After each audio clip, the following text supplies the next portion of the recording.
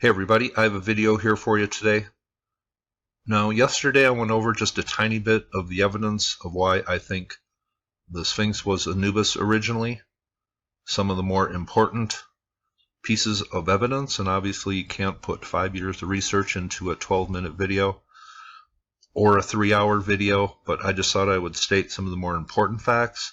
But I've had some messages sent to me and some questions, and I think they are excellent questions. And I just want to go over them because some of these I have not addressed in a video, and I've probably made about 24 Anubis videos.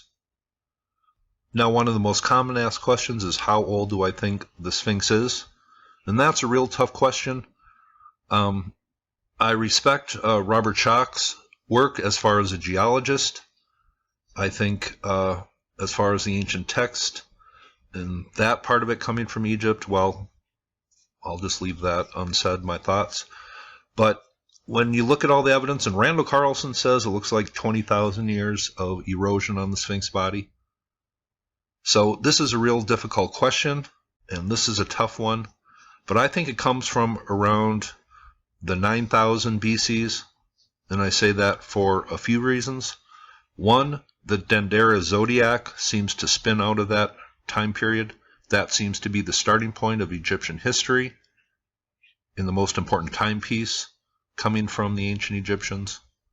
That suggests around 9,000 BC or so. So the age of Leo would have never existed when this monument was built. And Brian Forrester and Stephen Mailer have a video where they go over that, where Leo did not exist. And here's a peek at the Dendera Zodiac. This hints of a previous time, the followers of Horus, the pre-dynastic rulers holding up the Zodiac, and of course Anubis here is in the middle of where time spirals out of.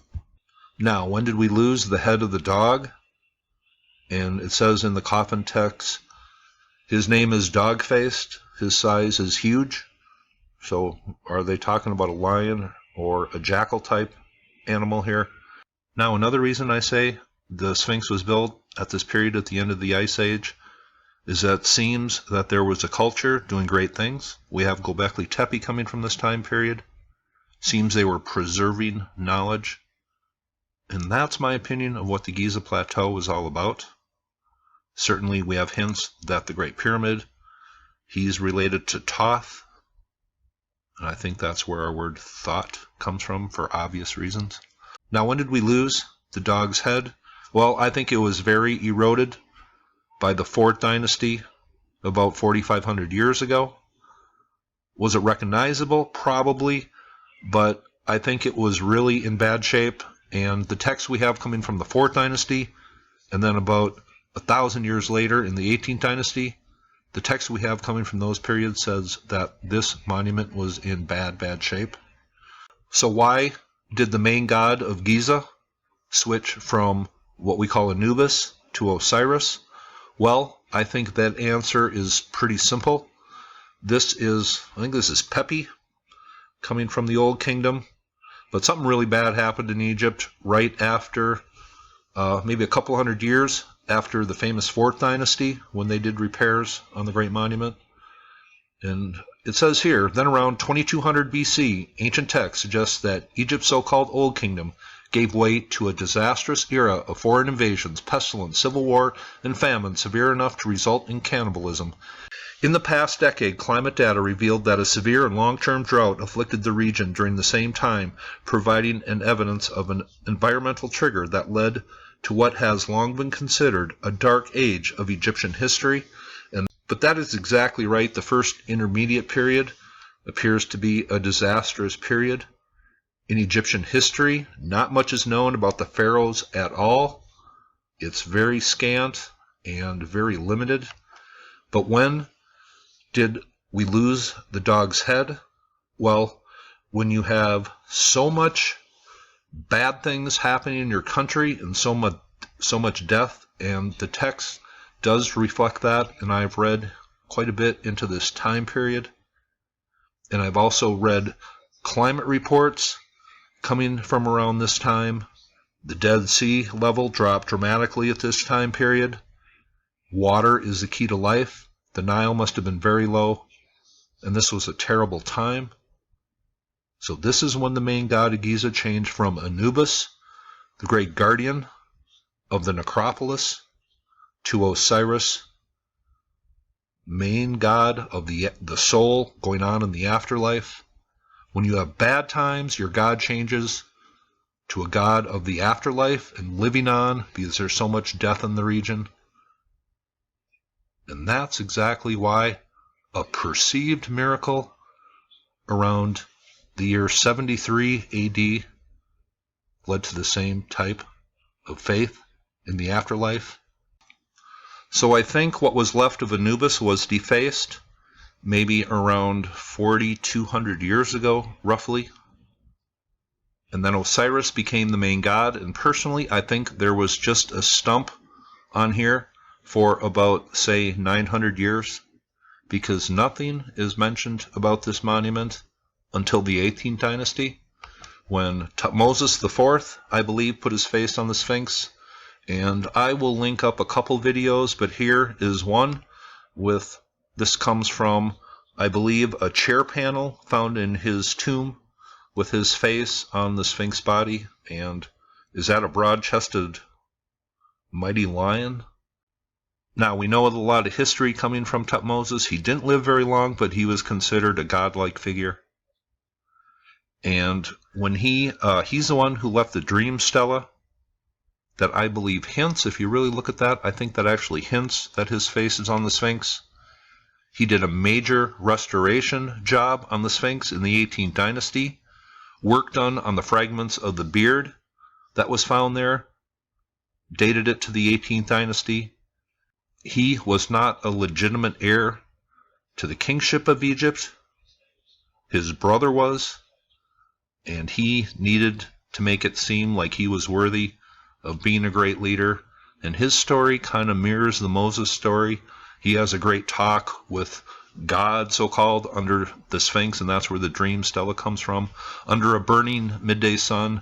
And then these instructions are written on these tablets by the finger of Thoth himself. But his face is on many depictions of the Sphinx coming from artwork. Text hints of his face being on the Sphinx. He had motive, opportunity. He seemed to have a real reason to do it. It would have been a perfect opportunity for this guy to put his face on the Sphinx. We know a temple was built by him. So it seems Thutmose was desperate to legitimize his kingship of Egypt. He was not the legitimate heir. He did restoration work on the Sphinx. A perfect time to put his face on it. Perfect motive, opportunity. The text hints at it. And this video here I did, Sphinx face identified. Well, I go over the angle of the face. And here, this is really how John Anthony West, rest your soul, buddy, but he goes over how it cannot be Khafre based on the angle. And I go over in this video the angle of the face of Thutmose IV. The angle at least seems to match. Of course, a mummy's face isn't going to look perfect to the life image. We have nothing mentioned about the Sphinx from the 4th dynasty, and all of a sudden in the 18th dynasty it's mentioned. Why? Because Thutmose IV most likely put his face on it. But I thought I would just go over why Anubis switched to Osiris. And when you're so adamant about a subject, I think you should be able to back it up at every point, and I just think I can.